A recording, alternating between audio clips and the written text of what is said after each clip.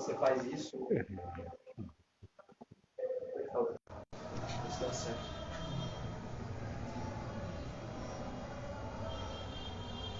Você chegou a testar esse microfone também na hora de chamada? A gente fez vídeo e ligação com ele. E gravou áudio também. Jai Hare Krishna. Vocês me confirmem se o som está funcionando bem? Por favor. Voltou o som. Haribol. Já, então a gente vai voltar para a primeira pergunta para seguir a ordem da listinha. Então a primeira pergunta que fizeram é se é ou não apropriado ter fotos de Radha Krishna e de Gurudeva no quarto de dormir e também nas outras divisões da casa. Então, de certa maneira é apropriado, porque a foto do Guru, né, não é diferente do Guru, e a foto de Radha Krishna também não é diferente de Radha Krishna. Então, se você tem a foto, você tem uma maneira de se conectar com a transcendência, então é apropriado. Agora, só que quando a foto ela é instalada, ou seja, quando se faz o prana pratishta, quando você adora a foto, né, aí é diferente, aí não é apropriado. Então aí a foto deveria estar no altar, né? Então, por exemplo, se você vai adorar o Guru, vai adorar a Radha Krishna, se você tem o seu altar, né, e, por exemplo, às vezes você não tem uma deidade, você tem uma foto, e essa foto é o objeto de adoração, então ela não é apropriada ela estar no quarto, né? Agora, claro, então a gente se beneficia, né, olhando a foto, existe um benefício espiritual nisso, né? Só que, claro, no quarto, por exemplo, a gente tem que ter um certo cuidado, né? Porque, por exemplo, não trocar roupa, né, em frente à foto, né? Alguns cuidados que devem ter, né? Que naturalmente quem segue a etiqueta Vaishnava vai ter. Então ele não tem nenhum problema, né? Agora, se uma pessoa ela é descuidada em relação a isso, né, então não seria bom ela ter a foto de Radha Krishna nem do Guru no quarto, né? Ou seja, se ela não tem nenhum cuidado com a etiqueta, né? Então, nesse sentido, a pessoa se beneficia, né, tendo as fotos, né? Só que ela tem que ter esse cuidado para não ofender, né? É só isso. Mas pode, é adequado, sim. Jai Hare Krishna. A segunda pergunta é que uma vez o Senhor disse que o mais importante é a afeição que desenvolvemos pelo serviço devocional. O Senhor poderia falar um pouquinho sobre isso? Então, a afeição pelo serviço devocional, ela se desenvolve com o nosso apego, né, aos devotos, né, ao Guru, ao Vaishnava. Né? Então, quando nós nos apegamos ao nosso Guru Varga, quando nós nos apegamos aos devotos, então nós desenvolvemos a afeição pelo serviço devocional. Então nós não podemos desenvolver afeição pelo serviço devocional se nós não temos afeição pelos devotos, né? Então Krishna ele não aceita nada que não seja através dos devotos. Então os devotos é que entregam o nosso serviço a Krishna, ou seja, a nossa oferenda a Krishna. Então, por exemplo, por isso que nós temos um Guru, por isso que nós adoramos os Vaishnavas, né? Os Vaishnavas para nós são muito adoráveis devido a isso, devido a essa conexão que os Vaishnavas, né, o Guru Vaishnavas, eles têm com o plano transcendental. Né? Então, por isso, desenvolver afeição pelo serviço devocional significa desenvolver afeição pelos devotos de Krishna. Né? Então, Krishna ele fala, aquele que diz que é meu devoto não é realmente meu devoto, mas aquele que é devoto do meu devoto, esse realmente é o meu verdadeiro devoto. Então, a afeição só vai vir quando nós, a afeição pelo serviço devocional, ela vem quando nós temos afeição pelos devotos de Krishna. Tanto é que o canista de Kali, ou seja, a plataforma inferior, né, de devoção, nessa plataforma inferior, a característica é que ele não tem afeição pelo serviço aos Vaishnavas. Ele não consegue servir os Vaishnavas, ele não consegue ter afeição pelos Vaishnavas, né? E isso marca essa característica neófita, né? Então nós precisamos sair disso, né? Já o Madhyamadikari, a plataforma intermediária, ele já tem muita afeição pelos Vaishnavas, afeição pelos devotos de Krishna, né? A afeição sempre vai estar relacionada com as pessoas que nos conectam a Krishna. Então nós não podemos eliminar, né, o entorno de Krishna. Krishna está sempre acompanhado, né? Krishna Varnantu Vishnu Krishna Sangopangashta Parshadam, né? Então aí esse verso ele fala, Krishna ele está acompanhado, né, com os seus associados, né? Então, quando Chaitanya Mahaprabhu vem, ele vem com os seus associados. Tanto é que no Srivasanga, né, que é o local onde ocorreu vários passatempos de Chaitanya Mahaprabhu, os passatempos noturnos, né, do Nama Sankirtan, eles cantavam o santo nome ali, na casa de Srivasanga.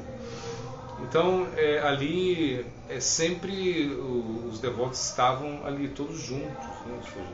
Então, na realidade, quando a gente entende, né, isso, ou seja, que esse sentimento, né, ou seja, em algum momento, né, o Mahaprabhu ele se revelou, né, como Krishna mesmo, né? Ele teve esse sentimento assim, de se revelar como Krishna.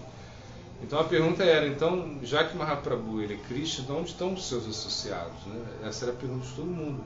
E eles começaram a perceber que eles eram os associados de Mahaprabhu mesmo. Então, Nityananda Prabhu, Advaita Acharya, todos ali tinham uma conexão com Mahaprabhu, uma conexão eterna com Mahaprabhu, conexão eterna com Krishna, porque eles tinham sua identidade também no Krishna Lila, né?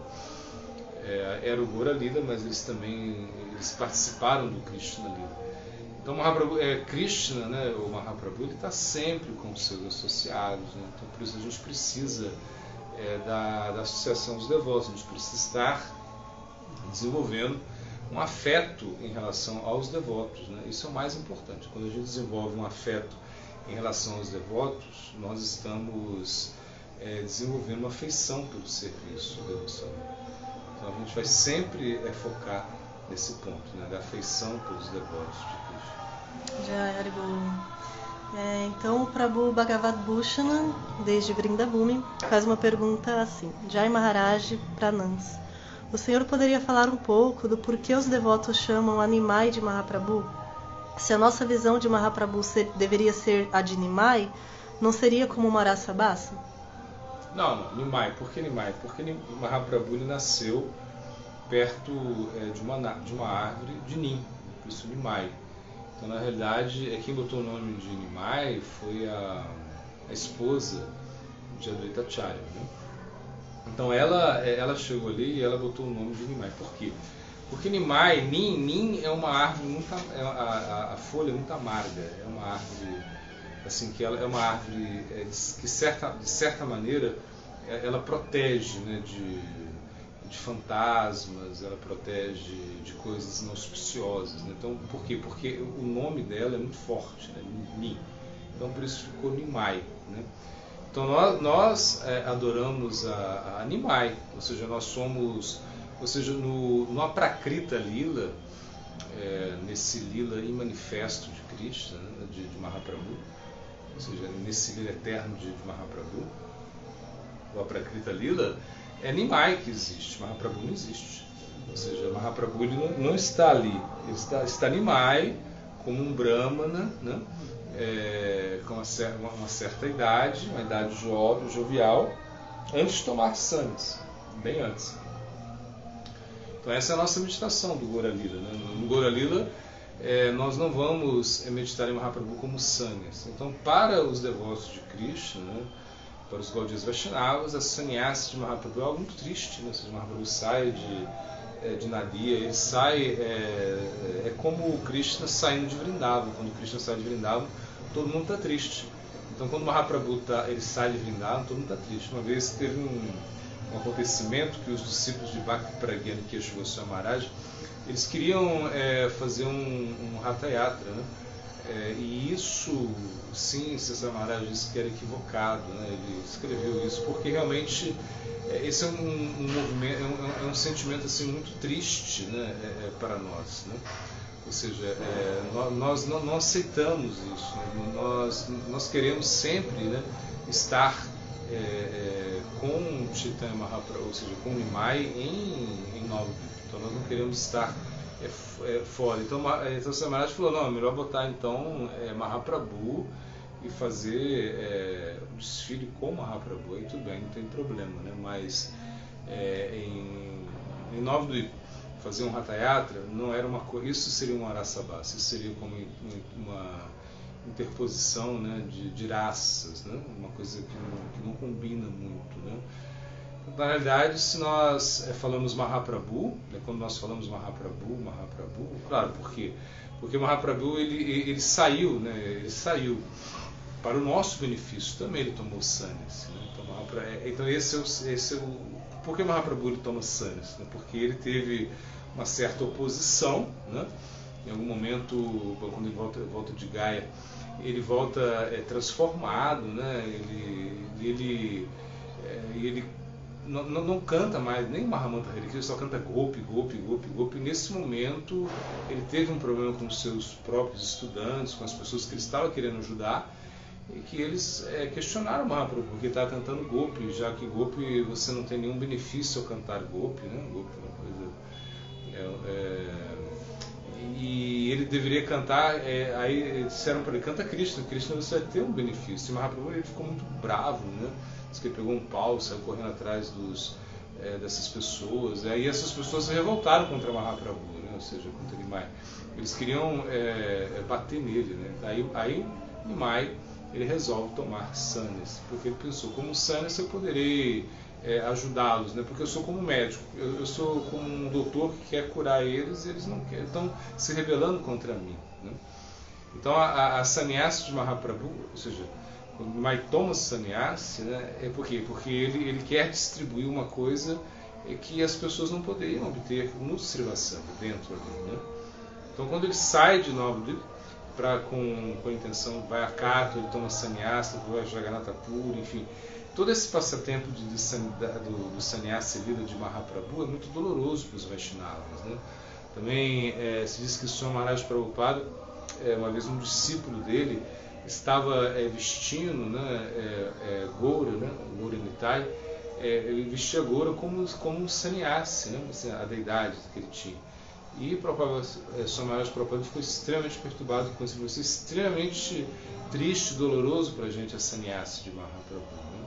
Então a nossa meditação é em Nimai como um Brahmana em Nova Dwipa, e sem pensar nele como Chaitanya Mahaprabhu.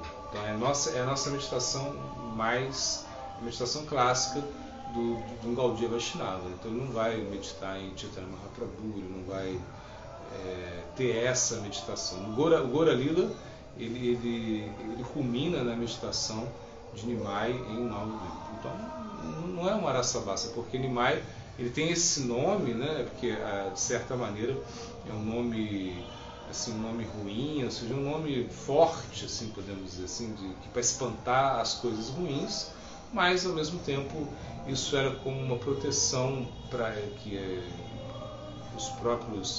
seus próprios entes queridos quiseram dar para ele. Jai Hare Krishna. Antônio Fernandes Tuninho pergunta assim: Hare Krishna, Jai Maharaj, Krishna é absoluto, portanto eu creio que ele também sente algum tipo de arrependimento. Qual seria o arrependimento de Krishna? Bom, o arrependimento de Krishna uma boa pergunta. Deve ser, assim, o arrependimento de Krishna deve ser quando ele, de repente, ele deixa Radha, né, em algum momento, né?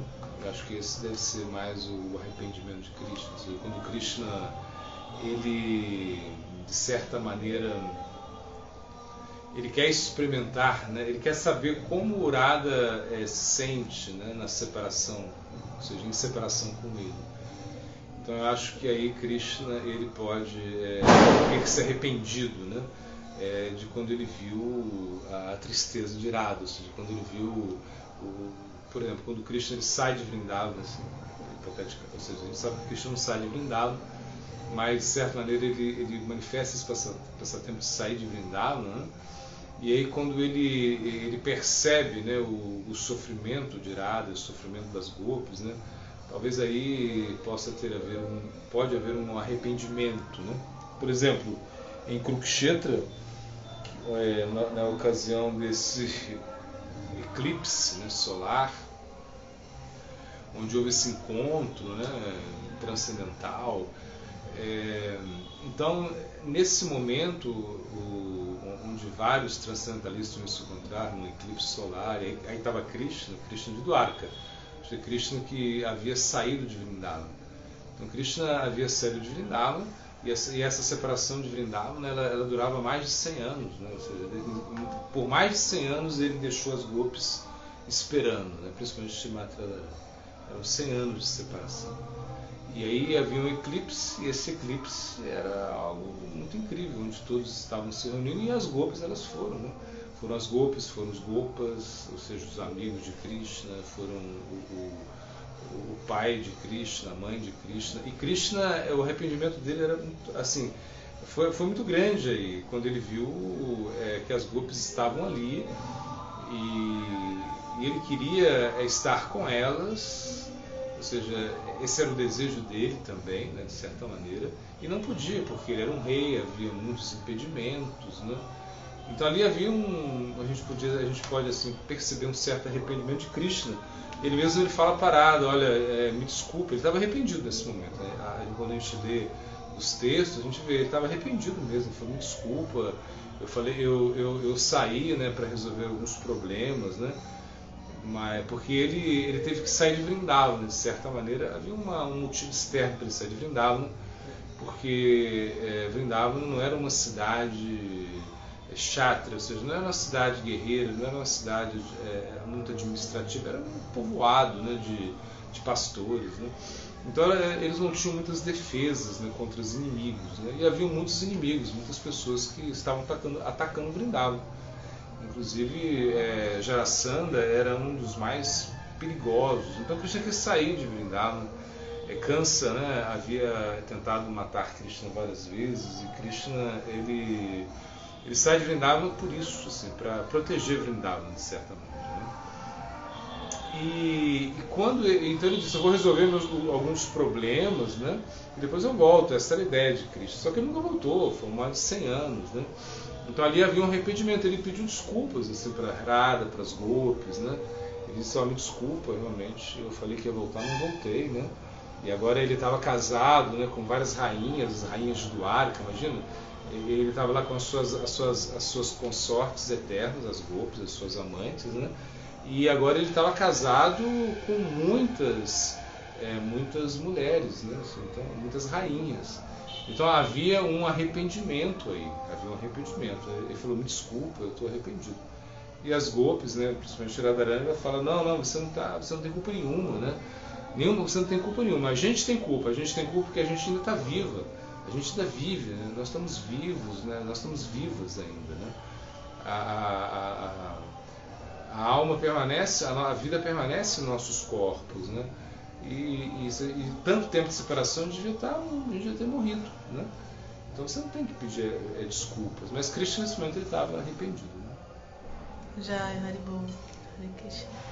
A próxima pergunta é do Instagram Satmatva Yoga. Pergunta assim, Jai Gurudeva Pranams.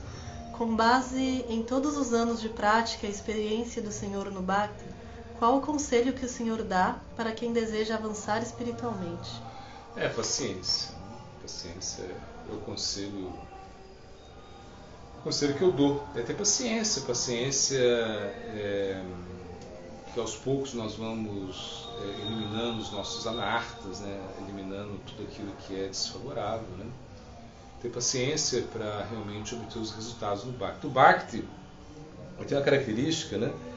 Assim, que ele é muito fácil de ser praticado, muito fácil. Qualquer um pode praticar o Bhakti. Ou seja, não se pede nada para você praticar Bhakti, né? Você tem que ter nem fé, ou seja, mesmo que você não tenha fé, você pode praticar já o Bhakti, né? Por exemplo, chega alguém no templo, na fazenda, sei lá, e ele não tem fé, ele não sabe nada do Bhakti, ele não conhece nada. Ainda assim, ele já está praticando Bhakti, está fazendo um serviço, né? Tem um passatempo com o Swami Maharaj Prabhupada, que ele está dando uma aula, né? Logo no início, né? Era uma lojinha lá em Nova York, né? Um local onde ele havia alugado, né? Para fazer os programas, né? E ele estava dando uma aula e de repente entra um rapaz assim, bêbado, assim, muito bêbado. Assim. Bom, era um local assim meio barra pesada de Nova York. E entra um bêbado na aula, assim, ele fala um monte de coisas, né? Atrapalha um pouco. O Prabhupada não fala nada, o Sr. Maharaj Prabhupada não fala nada. Aí ele sai, né? De repente ele entra de novo. Aí quando ele entra pela segunda vez, ele já não fala mais nada, né? Ele não atrapalhou a aula nem nada. Ele entra com uns rolos de papel higiênico, né? E coloca dentro do banheiro lá. Deixa no banheiro e sai e vai embora. Então isso, eu lembro disso, porque ele está fazendo serviço devocional, ele não tem fé nenhum, não tem fé em nada, ele está bêbado, mas já está fazendo serviço devocional. Então, imagina, o Bhakti é muito poderoso. Você pode praticar Bhakti mesmo que você não tenha fé, né? Agora, claro que a fé ela vai ser importante para você praticar Bhakti depois. Você pode começar sem fé, mas depois você vai ter que adquirir fé para praticar o serviço devocional. Então, Bhakti é muito fácil de se praticar. Você vai cantar, né? Você vai fazer qualquer serviço, você vai escutar Harikatha, já é praticando Shravana, Kirtana, Vishnu, Smara, tem muitas formas de se praticar o serviço devocional. Então você vai praticar o serviço devocional, né? E facilmente. Agora, obter os resultados é difícil, não é fácil. Essa é outra característica do Bhakti. É fácil de se praticar, mas você obter os resultados é difícil, então as pessoas ficam impacientes, né? Elas ficam, poxa, eu não consigo nada, eu não sinto nenhum gosto, né? Não tenho nenhum sentimento por Krishna, tantos anos praticando, e às vezes a pessoa ainda permanece com os velhos hábitos, ou seja, com os anartas ainda estão assim, muito fortes. Às vezes os anartas eles demoram para sair, né? Os anartas são as coisas indesejáveis que nós temos dentro de nós. Mas isso é paciência, Por exemplo, essa fase de Anarta Nivrita, por exemplo, é uma fase muito difícil, né? Ou seja, difícil no sentido que ela é dolorosa, né? Por quê? Porque você é como se estivesse subindo uma montanha, né? E a montanha é muito sinuosa, né? E é difícil subir a montanha, né? Ainda mais carregando coisas desnecessárias, né? A gente gosta de dar esse exemplo. Vai subir a montanha, você está carregando, sei lá, um micro-ondas, né? Uma geladeira, uma coisa assim absurda. Você não precisa carregar nada disso. Para subir a montanha é muito melhor você subir mais leve, né? Mas você carrega um monte de coisa desnecessárias porque você pensa que isso é importante. Então, essa fase de Anarta Nivrita é difícil isso. Difícil você conviver com as suas debilidades, né? Então eu gosto de dar esse exemplo, né? Quando a gente está subindo a montanha, né? É bom você olhar para o chão, né? Não é muito bom você ficar olhando muito para cima, né? Quando você fica olhando muito para cima, já cansa, né? A mente ela é terrível, né? Porque você olha e você vê a distância que falta e você começa a se desanimar, né? Mas se você olha para o chão, né? Então quando você anda, parece que é uma reta, não parece que é uma subida, né? Então é mais ou menos isso, né? Cada dia que passa, você tem que ver o dia após dia. Isso é o Bhakti, né? Então hoje é como se diz, é como a cada dia matar um leão. É mais ou menos isso, né? Cada dia é uma tarefa bem difícil que você tem pela frente, né? Então você tem um desafio muito grande, né? Cada dia. Então é isso, aos poucos você vai vencendo esses desafios. É paciência. Paciência é o meu conselho. O Instagram Harmonizador Planetário pergunta: Jai Gurudeva, reverências. Por favor, poderia explicar o papel de Srimati Radharani no Srimad Bhagavatam? Então, no Srimad Bhagavatam ele não fala, né, de Srimati Radharani assim diretamente, né?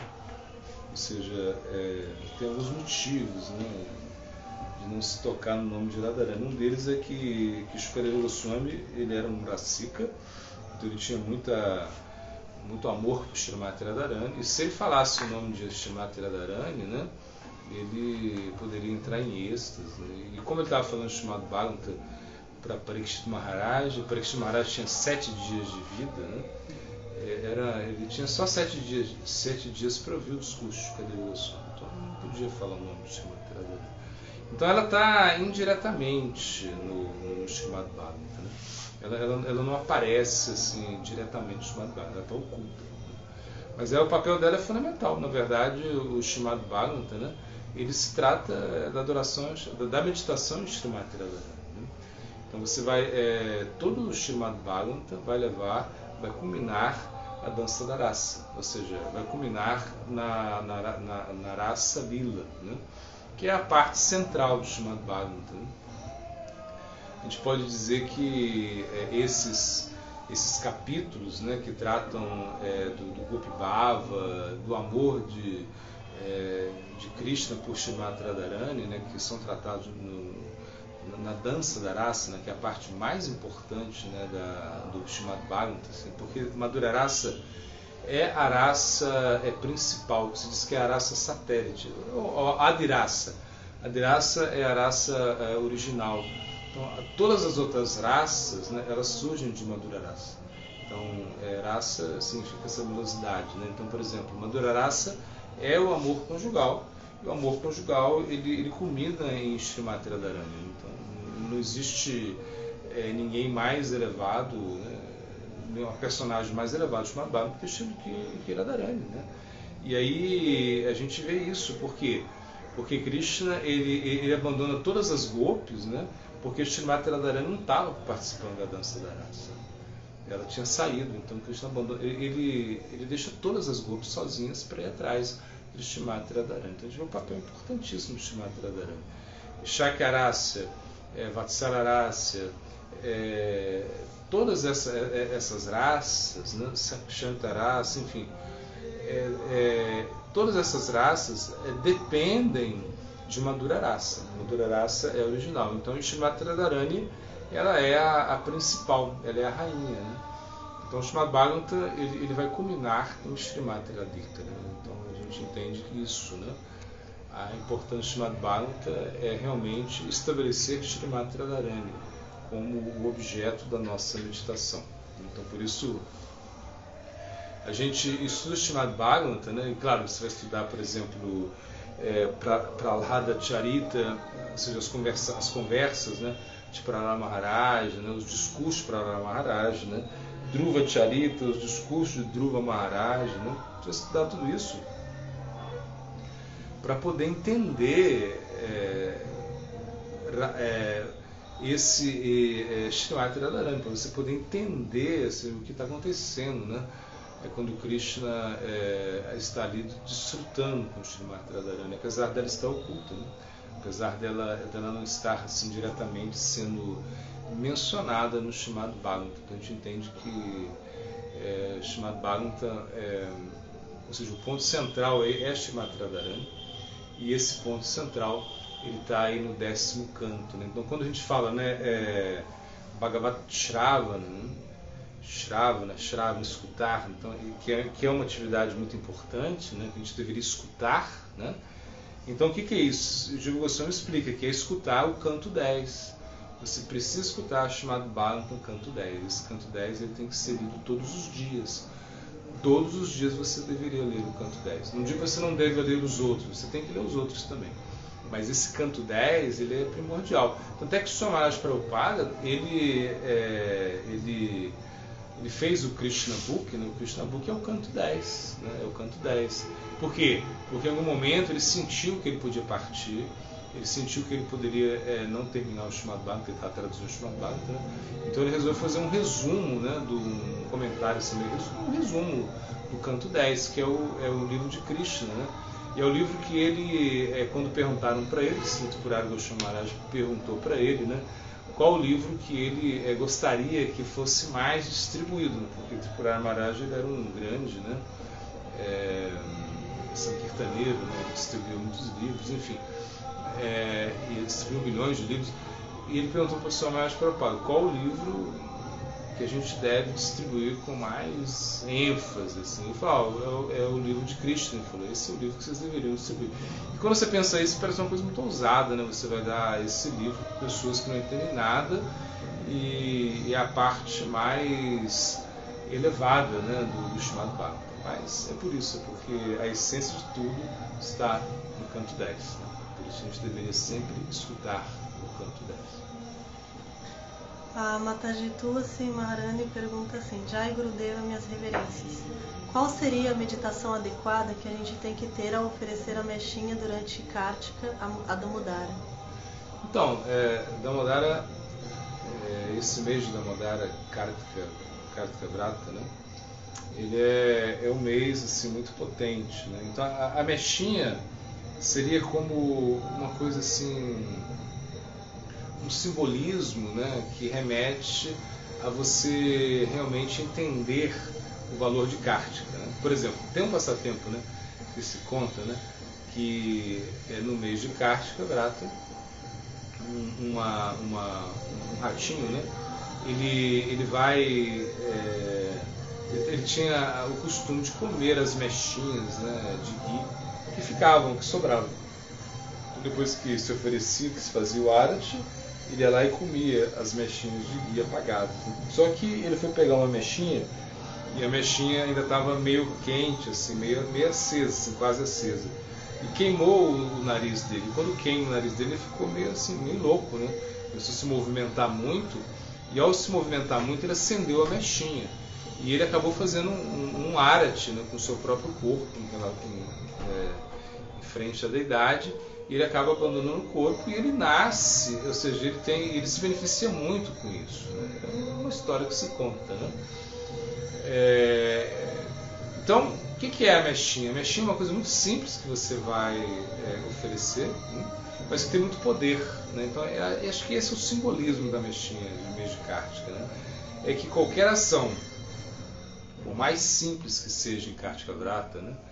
Qualquer coisa que você faça em Kartika Vrata tem muito poder. Por quê? Porque é o mês de Srimati Radharani, né? É um mês que você pode satisfazer Srimati Radharani. Então se diz que servir Srimati Radharani é muito difícil você servir Srimati Radharani. Mas no mês de Kartika é o mês dela. É um mês que representa a separação dela, né? Esse sentimento de muita angústia que ela tem, né? Então, se você faz alguma coisa nesse mês, você se torna solidário a Srimati Radharani. Então, é o mês do sadhana, é o mês Urja Vrata, ou seja, o mês que tem muito poder. Né? Urja significa poder, né? Um mês muito poderoso. Eu acho que a oferecer a mechinha, que parece ser um ato tão simples, né? Porque imagina, você pode pensar, no mês de Kartika eu vou cantar 64 voltas, eu vou cantar 128 voltas, eu vou jejuar, tudo isso são coisas assim, mais difíceis de você fazer. Agora oferecer uma mechinha, uma coisa assim tão simples, né? Mas essa simplicidade, ela te leva a um sentimento de você realmente se entregar, né? Ou seja, você está se entregando a Krishna, você está oferecendo uma coisa simples, mas isso é de coração, né? Então, um ato assim muito simples, né, que é a mechinha, né, que está também, claro que tem outros significados que a gente poderia dar também, né, como como a mechinha, a dipa é uma coisa que ilumina, né, que está como tirando você da escuridão, esse é o sentimento, né. Isso também é como um significado, né, um significado assim como mais esotérico, né, que você está saindo da escuridão ao oferecer essa mechinha, né, para Krishna, ou seja, você está limpando, né, ou seja, Krishna, ele diz, né, Tesham Ivanu Kampartana Hangana Jantamaha, Nashamiyat Bhagavosto Gyanidipena, né, Bhashataha. Então ele está falando, eu ilumino você, né, com a luz do conhecimento, eu tiro a escuridão que está dentro de você. Então é mais ou menos isso também. Você, no mês de Kartika, você está tirando a escuridão da ignorância, ou seja, tudo que está aí tão sujo dentro. É um mês assim, de muita purificação, né? Mas eu gosto mais desse sentimento. É uma coisa muito simples que você faz, e qualquer coisa que você faça nesse mês ele tem muito valor. Porque realmente é Radharani, você está satisfazendo a Srimati Radharani. E por satisfazer a Srimati Radharani, você vai satisfazer a Krishna. Então é um mês muito especial. E quando a gente oferece a mechinha, a gente deveria ter esse tipo de meditação. Jai Hare Krishna. O Prabhu Tirtha e a Mataji Irati Manjari, pelo Instagram Chandra Yoga, perguntam assim: Jai Gurudeva, reverências. Qual seria a atitude mental para retirar a ofensa mental e se tornar uma abelha? Então, geralmente a gente tem a mentalidade de mosca, né? Ou seja, a gente busca sempre as coisas negativas, né? Essa é uma mentalidade da nossa mente, né? A mente está sempre vendo as piores coisas, né? Ela não consegue ver as coisas positivas. Gorakshora Das Babaji Maharaj, ele sempre dizia, né? Assim, eu aprecio a todos, né, que fazem, que têm uma conexão com Krishna, que estão fazendo alguma coisa para Krishna. Eu aprecio a todos, né? Então, esse sentimento de realmente entender que a pessoa ela está na sua posição, né, uma posição determinada em relação a Krishna, que é diferente da nossa, que é diferente de outras pessoas também, isso é importante a gente ter essa compreensão, né? Ou seja, todo mundo tem o seu processo na consciência de Krishna, né? Tem pessoas que elas podem ter mais pureza, outras têm menos pureza, mas na realidade, como diz Krishna, né, ao final todos eles caminham seguem o meu caminho. Krishna fala isso, né? Isso que a gente tem que entender, né? Agora, claro, quando a gente tem uma atitude assim ofensiva mentalmente, né, a gente deveria, com a própria mente, combater isso. É uma coisa muito importante, né? Você não deixar essas ofensas se tornarem verbais, né? Porque, por exemplo, a ofensa mental ela pode ser combatida mentalmente, né? Ou seja, ela pode ser anulada mentalmente. Então, e em Kali Yuga também existe essa bênção, né? Que os pensamentos eles não geram atividades pecaminosas, né? Ou seja, não geram, reações pecaminosas. Então, quando você pensa mal de alguém em Kali Yuga, você não sofre consequências, né, assim, karmáticas, né? Em outras eras era diferente. Em outras eras, só de pensar você já estava pagando caro. Em Kali Yuga isso não acontece, ainda bem. A gente é protegido nesse sentido.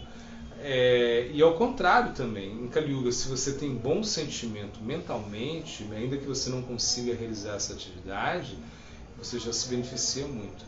Então, por exemplo, eu tenho um pensamento negativo, né, em relação eu cometo uma ofensa mental em relação a algum devoto, né? Então, mentalmente, eu me corrijo, né? Eu me retrato mentalmente, eu não deixo isso crescer. Esse é o ponto. Porque se você tem um pensamento negativo em relação, você comete uma ofensa mental em relação a algum devoto, e você deixa isso, né? Fala, tudo bem, está na mente, né? Isso vai voltar de novo, isso depois pode se manifestar em palavras ou mesmo em ações, que é muito pior, né? Então é isso, ter um combate interno, né? Você tem que ter um combate, você tem que analisar as qualidades, encontrar qualidades positivas nas pessoas, isso é muito importante. Como eu falei, você tem que ver a fase que a pessoa se encontra, né? Ou seja, as circunstâncias, né? As circunstâncias são muito importantes, né? Ou seja, porque as pessoas elas estão influenciadas pelas circunstâncias, né? De repente, essa mesma pessoa, se tivesse um tipo diferente de associação, poderia ser totalmente diferente. Mas devido à sua associação, ela não consegue se estabelecer no serviço devocional de uma maneira mais contundente. Então a gente tem que respeitar isso, né? Então eu acho que é isso, esse combate mental que você faz. Você não deixa a ofensa crescer, você não deixa a coisa perder dimensões, né? Ou seja, porque às vezes a gente acaba escapando das nossas mãos, né? Como se explica, né? A gente tem que estar sempre buscando isso, aterrissando isso, os nossos pensamentos, né?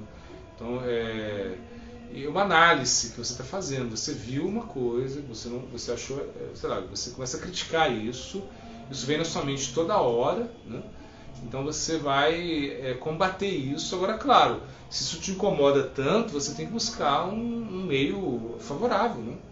Porque esse meio não está favorável. Ninguém sei lá, como Gorakshora Das Babaji Maharaj, que estava saindo na rua, os meninos começaram a jogar pedra nele, ele mentalmente ele falava, ele começou a orar, falar para Krishna, eu vou contar para a mãe Yashoda que você está permitindo isso para ela castigar você. Então ele não ficou com raiva dos meninos, ele não amaldiçoou os meninos, nada disso. Ele ficava só falando com Krishna aí na sua mente, mas a gente não está nesse nível, não está. Imagina, claro, o Gorakshara-das Maharaj ele está levando pedradas, né? Agora, quando é a mente, você tem que combater isso, vai combatendo. E se a gente está numa associação, num meio ambiente tão desfavorável, que você toda hora você vê coisas estranhas, né? E isso não nutre a sua fé, então você tem que buscar outro ambiente, né? Porque você tem que estar com pessoas que possam nutrir a sua fé. Porque se você está num ambiente onde as pessoas não nutrem a sua fé, então isso é muito perigoso. Por quê? Porque você está num estágio onde você precisa ser nutrido, né? Se você estivesse em uma posição de não discriminar, né? Que você não precisasse discriminar, aí tudo bem, não teria problema. Se você fosse um Uttamadikári, então não teria nenhum problema. O meio ambiente não vai te afetar. Agora, ele vai te afetar de uma maneira negativa. E você não pode mudar o meio ambiente, esse é o grande problema. Não tem como você ficar lutando contra o meio ambiente. Então é melhor você então se mudar, você ter uma associação mais adequada, né? E eventualmente as ofensas que você venha a cometer, né? Você tem que combater isso. Desde o início você tem que combater esses pensamentos e se afastar, isso é a melhor coisa. Procurar uma associação que nutra a sua fé. Jai Hare Krishna. A Mataji Sati pergunta como devemos, Jai Gurudev Reverências, como devemos terminar Kartika? O que fazer para seguir sem perder o amor? Não, na realidade, nós não temos amor. O Kartika, ele está para incrementar o nosso amor. Então, na realidade, Kartika é um mês, como eu falei, um mês especial. Como é Kadash? Kadash é um dia, né? 2 dias no mês. E esses dias são especiais, o dia que você vai cantar mais, você vai mudar suas atividades, né? Você não vai jejuar, né? E Kartika Vrata é a mesma coisa. Kartika Vrata você vai estar, como eu falei, o mês do Sada, do Sadhaka, do Sadhana. Então você vai praticar mais, né? Você vai estar com pessoas que estão praticando mais, né? E você vai levar isso para a sua vida espiritual, né? Então não é um momento assim, é um momento que se acaba, ou seja, porque era um momento especial e agora você já não tem mais esse momento, né? É como explicou o Cesar Maharaj, né? O Kartika Vrata, ele fala que é como o mercado negro na época, em tempos de guerra, né? Então você tem uma guerra, né? Muitos produtos eles vão desaparecer do mercado. Então quem consegue vender esses produtos, né, no mercado negro, ele vai ganhar muito, né? Então, porque é um momento que realmente tudo está faltando, né? Então é algo assim. É você realmente levar esse sentimento para o seu dia a dia, né? Isso sim, você leva esse sentimento que você precisa melhorar espiritualmente, você precisa ser mais intenso na sua prática, mas você teve um mês de prática intensa, né? Que foi diferente. Você mudou sua alimentação, você mudou os seus hábitos, você mudou suas atividades, né? Como eu falei, você cantou mais, você comeu menos, você festejou mais, né? Você se congregou mais com os devotos, né? Então isso é Kartika Vrata. Você teve uma intensidade muito maior, né? Agora, agora vai voltar ao normal, vai voltar ao normal. Você não vai, por exemplo, um exemplo, você cantava 16 voltas, em Kartika Vrata você fez um voto de cantar 32. Você se esforçou muito para fazer isso. Para fazer isso você deixou de fazer muitas coisas. Sei lá, estou dando um exemplo. Quando acabou o voto, aí você volta a cantar 16. Você não precisa cantar as 32. Mas você vem com esse sentimento de intensidade, né? Poxa, é como se você tivesse, sei lá, como um pit stop, né? corrida, né, de Fórmula 1, né? O carro para, né? Quando ele para, todo mundo entra um monte de mecânico, pneu novo, gasolina, né? Dá uma reparada no carro assim, né? Eles dão um gás no carro, sei lá. O carro sai novinho, né? Depois ele vai precisar de novo. É mais ou menos isso, né, Casca Brata. Casca Brata depende de como você faz, mas independente disso, o sentimento que você leva é um sentimento, poxa, foi muito bom. Você sente que você fez algum sacrifício, entende? Por exemplo, você foi para o dano sagrado, você está com um guru, você está praticando mais, você está escutando mais Harikata, você está dormindo menos, está comendo menos, cantando mais, enfim. Isso é um sentimento que você acabou. Então, poxa, fiz todo esse sacrifício. Isso te dá força espiritual, né? Agora, o sentimento é que realmente o próximo Casca Brata vai ser melhor. Uma coisa assim que você tem que levar. O próximo eu vou me esforçar mais para melhorar alguma coisa, eu vou realmente me dedicar mais, né? Mas você sente que saiu fortalecido disso, né? Como se tivesse, sei lá, uma ajuda extra que você teve, né, nesse caminho da vida espiritual. A mesma coisa é Ekadashi Vrata, né? Você sai do Ekadashi e você não comeu, você não bebeu água, você não dormiu, e você no outro dia vai voltar normal, assim. Mas o sentimento é que você realmente fez um sacrifício e você vai se preparar para o próximo, né? Então é isso, tem que estar claro. A Mataji Gopi Priya pergunta: Jai Gurudev Haribol, se o senhor pudesse escolher um serviço íntimo a Parangurudeva, qual o senhor faria? Um serviço íntimo, isso é difícil. Não, eu acho que o meu serviço é o canto do Santo Nome. Ou seja, esse é o serviço que eu tenho com ele, né? Que é meu Harinama Guru. Então ele me deu o Santo Nome, né? Ou seja, ele me deu essa possibilidade, né, de me conectar com os pés de lótus de Krishna, né? Então, ou seja, pegar uma pessoa tão caída, né, tão baixa, e elevar essa pessoa, né, à plataforma mais elevada, isso é a coisa mais incrível que se pode acontecer na vida espiritual de alguém. Ou seja, na existência, acho que de toda a existência, acho que é isso, é o Santo Nome. Então, o serviço íntimo, né, assim, que eu tenho é cantar o Santo Nome. Esse é o meu serviço íntimo. Ou seja, é essa meditação constante nele, né? Ou seja, nele, no serviço que ele está fazendo. Então, na realidade, eu não me sinto qualificado de servi-lo assim, de uma maneira íntima, né? Mas eu gostaria, né, de meditar nisso, né, de meditar no serviço que ele faz, né? Então, realmente, através do Santo Nome, eu sei que eu posso me purificar muito, né? Eu posso tirar todas as impurezas do meu coração.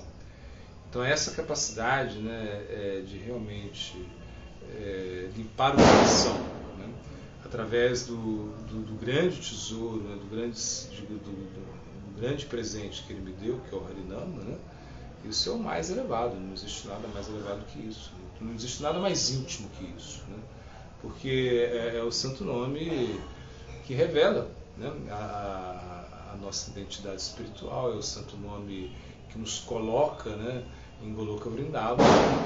É o Santo Nome que, mesmo em Goloka Vrindavana, que nos move, né, para grupos de serviços. É o Santo Nome que nos ajuda em Goloka Vrindavana. Ou seja, nem o Gopal Mantra é tão poderoso. Ou seja, quando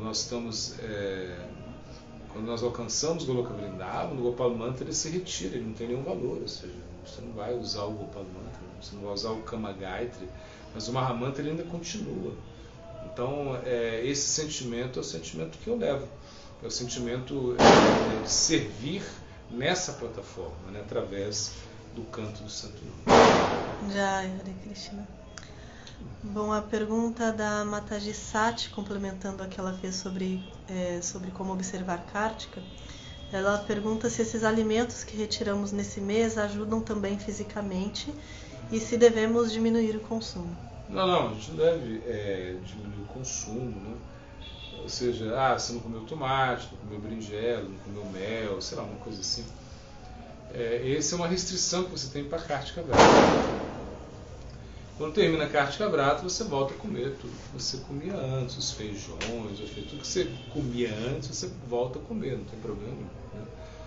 Ou seja, em Kartika Vrata é como eu falei, um mês assim, de sacrifício, um mês que você vai ter você vai dar mais ênfase na sadhusanga, você vai dar mais ênfase a algum tipo de serviço, né?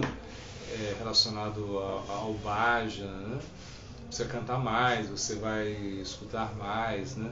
E esses alimentos, eles são um detalhe em Kartika Vrata, né? São um detalhe que é importante segui-los, sim, super importante, né? E você pode, sei lá, você poderia comer só fruta em Kartika Vrata, comer comida de Ekadashi em Kartika Vrata, ou sei lá, o arroz integral com ghee. Existem muitas maneiras de se fazer austeridades em Kartika Vrata, né? Mas elas não deveriam ser continuadas, né? Assim, depois que você termina o voto. Como eu falei, o voto é como um marco, né? Você termina o voto, você começa do zero. Então aí você deixa, você volta para suas práticas normais, né? E você volta também para a sua alimentação normal. Então não tem nenhum alimento assim que, em Kartika Vrata, por você não comer esse alimento em Kartika Vrata, né? De repente, sei lá, berinjela, alguma coisa assim, isso não quer dizer que depois você não possa comê-la. Você pode comer, não tem problema nenhum, né? Só que, ou seja, não tem uma relação com a sua prática espiritual contínua, né? É só um momento mesmo de restrição. É importante você guardar isso, né? Não evitar alguns alimentos em Kartika Vrata, mas depois seguir a vida normal mesmo. Jai, Hare Krishna. A Mataji Arpita, de Portugal, ela pergunta o que significa misericórdia dos devotos e como obter tal misericórdia. Bom, a misericórdia dos devotos ela vem através do Guru Parampara, né?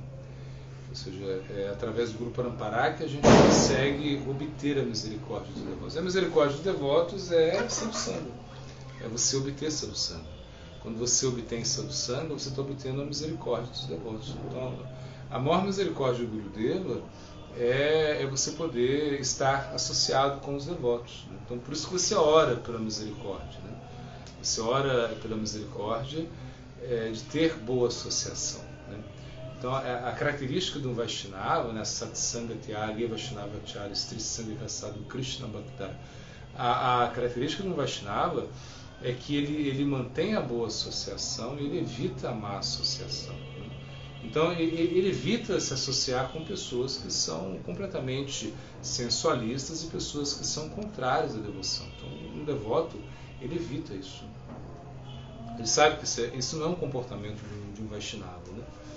E ele vai obter a misericórdia através dos devotos, né? Através da boa associação. Se a má associação destrói o serviço devocional, ou seja, se a má associação realmente é muito maléfica para a nossa vida espiritual, a boa associação é a misericórdia que a gente consegue.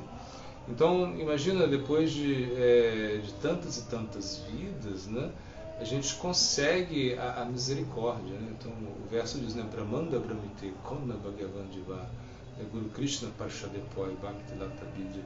Ou seja, depois que você vagou por muitos e muitos universos, né, você obteve aí, por boa fortuna, você obteve a misericórdia do Guru e de Krishna. Então, com isso, você pode começar a praticar o serviço devocional. Então, sem a misericórdia dos devotos, você não pode praticar o serviço devocional. Então, misericórdia é o quê? Você conseguir sadhusanga. Isso significa misericórdia. Quando você tem sadhusanga, quando você consegue aproveitar da associação, quando você consegue realmente colocar, né, a associação como um fator principal na sua vida. Você vai viver por associação, ou seja, você vai se mover. Associação significa mova-se, se movimente, né? Isso é associação. Você vai, né, aonde o sábio está. Isso é associação. Você se sacrifica para estar com o sábio. Então, se você obteve essa misericórdia, você tem que agarrar. Então, no Japão, né, se diz que tem o Deus da misericórdia. Né? Eles tratam ele no budismo, no taoísmo, não recordo muito bem. Mas é retratado como um ser, né, uma entidade, uma divindade, assim, completamente careca, assim, né, que só tem um tufo de cabelo, né, na cabeça. Né? Então, significa que você precisa agarrar esse tufo com as duas mãos. Se você tem a oportunidade, né, da misericórdia, tem que agarrar isso. Né? Você precisa se qualificar para ter a misericórdia também. Né? Ou seja, não é só você ter misericórdia, você precisa se qualificar para isso. E a qualificação é o seu desejo. Então a misericórdia é você desejar ter boa associação. Isso é misericórdia. Né? Quando você obtém misericórdia dos devotos, você quer estar com os devotos.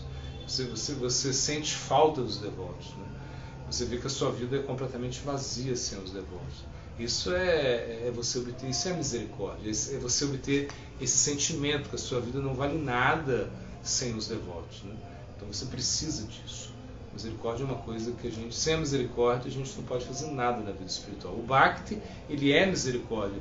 Então, na realidade, o Bhakti, a misericórdia é um fator externo do Bhakti. Né? Ou seja, a misericórdia precisa entrar dentro de você para você praticar o Bhakti, para você poder, né, ter fé na deidade, para você precisa ter misericórdia para ter fé na associação dos devotos, para ter fé no santo nome, para você realmente abandonar o mundo material, no sentido de entender que o mundo material ele não resolve, né, os seus verdadeiros problemas. Né? Então isso é misericórdia. Né? Misericórdia é esse discernimento, viveka. Né? Viveka discernimento, está conectado muito com misericórdia. Né? Você desenvolver desapego, né, do mundo material. E você realmente ter um conhecimento que o mundo material ele não satisfaz os seus desejos. Né? Isso é misericórdia. Jai Hare Krishna. O Prabhu Yogeshwara pergunta assim: muitos semideuses tiveram algum escorregão até o Sr. Indra, mas não se ouve sobre isso de Srimati Radharani ou as Gopis. Então, podemos entender que o amor é a única plataforma segura no serviço a Krishna? Sim, os semideuses, eles são, de certa maneira, eles são materialistas, né? Apesar de eles são devotos sakamas, que a gente chama, são devotos que têm desejos, né? Então Indra, ele tem muitos desejos, né? Brahma também tem desejos, né? Ou seja, eles estão na plataforma material, os semideuses estão na plataforma material. Srimati Radharani, as Gopis, elas estão na plataforma espiritual. Né? Então, mesmo o Sr. Brahma, mesmo o Indra, né?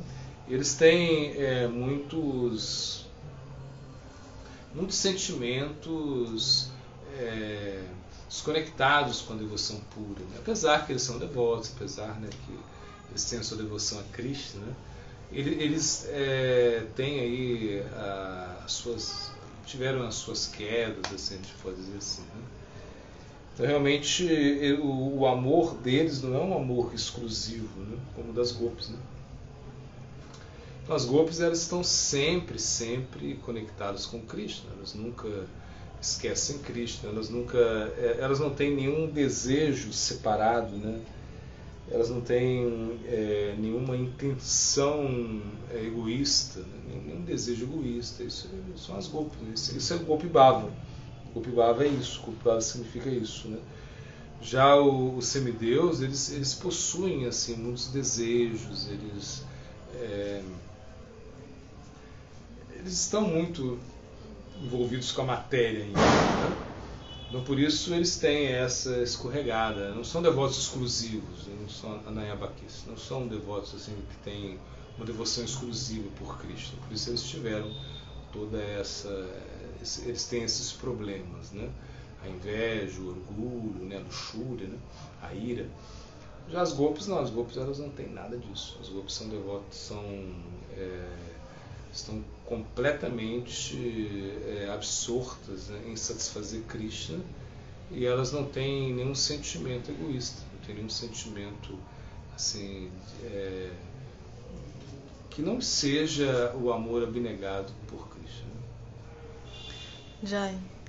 Então, muito obrigada. Chegamos ao fim de mais uma live com o Gurudeva e nos vemos na semana que vem. Agradecemos toda a participação, todas as perguntas que foram enviadas. E Jai Om Vishnupada Srila Bhaktivedanta Puri Goswami Maharaj aqui. Jai. Haribo.